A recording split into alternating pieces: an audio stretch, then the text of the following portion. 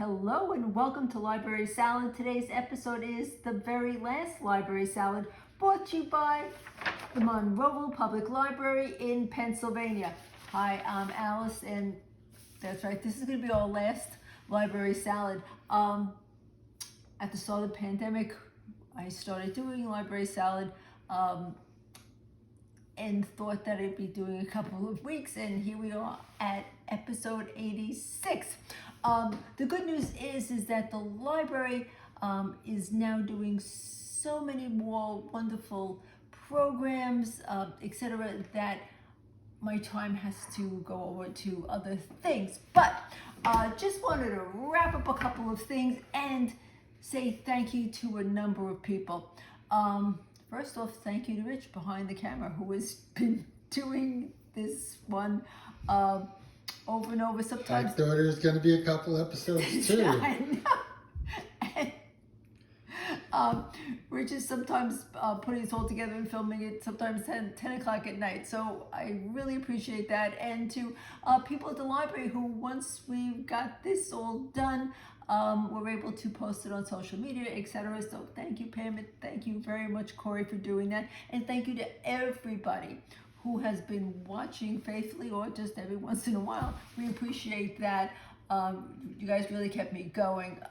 Before one of the meetings at the library this week, where I was going to announce to the staff that this was going to be my last time, one of the staff members let me know that one of the patrons had, when they stopped in, was talking about how much he liked the library and said, and Library Salad, because it's a beacon of light for him, and that it was just, I was very happy to see that even when things didn't go as well as I had anticipated, that still happy with the results. So hearing feedback like that really, really means a lot to me. So I said, what should I do for the last Library Salad?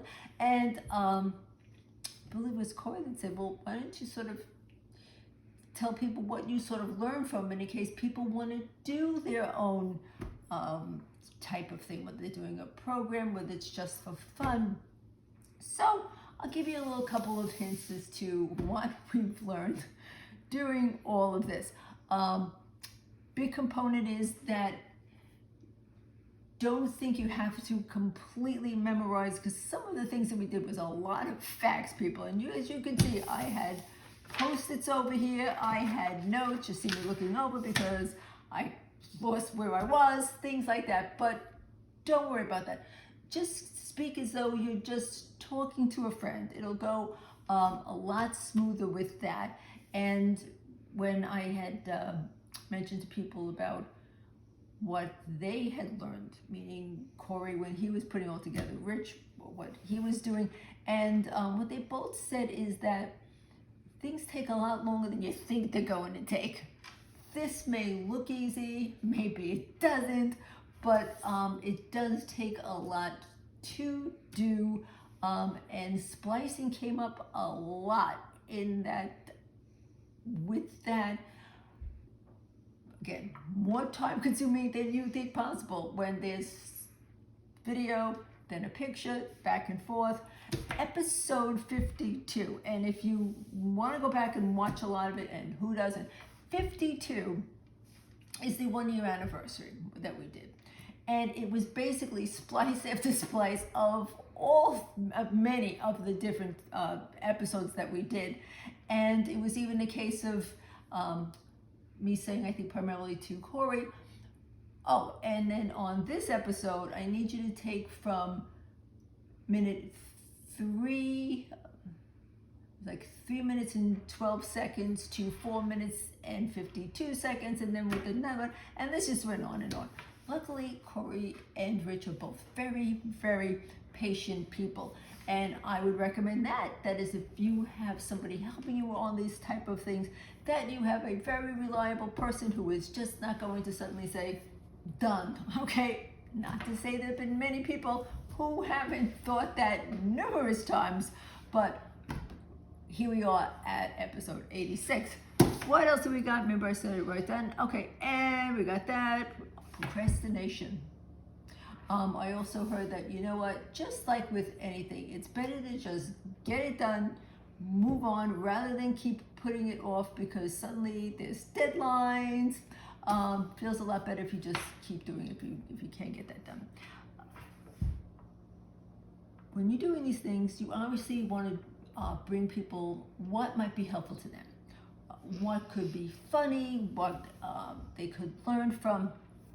With all the ones that I did, the ones that got the most comments and views were things about baking. Baking was the number one. People sometimes, especially with the ones that are a little more difficult, they like to see a video that's helpful. And then what we also did was post them on some of the groups that I'm in so that other people could learn also. So for the groups that I'm on for baking, for the library Facebook groups, so that they could also maybe produce some of these on their own. Thank you very much. Things like, just as an example of those, you may remember the stamp cookies. We also did the pie molds. This was tricky. This was very tricky because it was difficult getting them out, and it took maybe 3 different types of actual dough. What else? What other word am I looking for, Rich? Puff pastry. Puff pastry. We had, we went through this really good. Puff pastry. Finally got it to get released and actually turned out very well. But sometimes take one is not enough. That's just a fact right there. And specifically cookies. When we did the Lady Luck cookies, when we did the peach cookies, all of those were things that, especially in this area in Pennsylvania with those fabulous cookie tables at weddings, this is things that people really like to learn because it's difficult without seeing things before to get them right. Sometimes they don't go right, but I think they were basically right. Bread was the second largest of the reactions to them. Again, not many people bake bread. I found it a lot of fun. Hope it was helpful.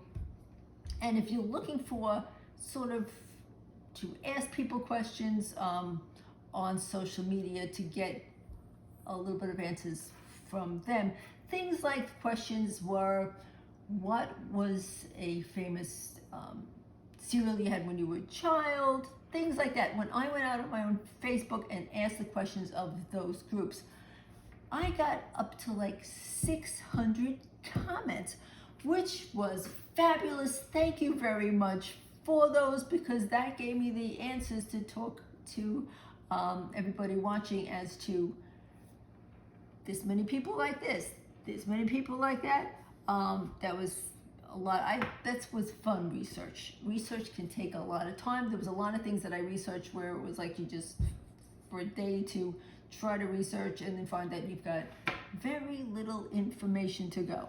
Always a fun time. What have we got going on this one? And basically, I would also say crafts was up there. You may remember the book ball, which was simply taking some pages from a book that had some damage to it, and then taking one of these paper cutters that turned out to be the round looking flower. We folded it, we got this. And there's people who even asked after they saw this, they did try their own. They even asked me to produce some for upcoming events. So definitely that the crafts was another one that was very popular with people. So to just sum it up is that when you speak, just opposed to me, which I'm having trouble right at the moment, but in general, when you're doing a program like that, or any speaking at all, any public speaking, that speak as though you're talking to a friend. All right, don't worry about what you're saying next. Just ramble on sometimes. I mean, it seems to be very popular. So I think those things, they may be helpful to you. And again, I appreciate everybody who stuck through about 2 years, I don't know how long it's been now, but 86 different episodes. I appreciate it. And were you going to say something? I was going to say 2 years, 3 months, and 4 days. In general, but the last, but recently we went to every 2 weeks. But no matter how long it's been a pleasure. And feel free to go on to YouTube, watch some ones you may have missed. Just look under Monroeville Public Library Salad. Thank you so much.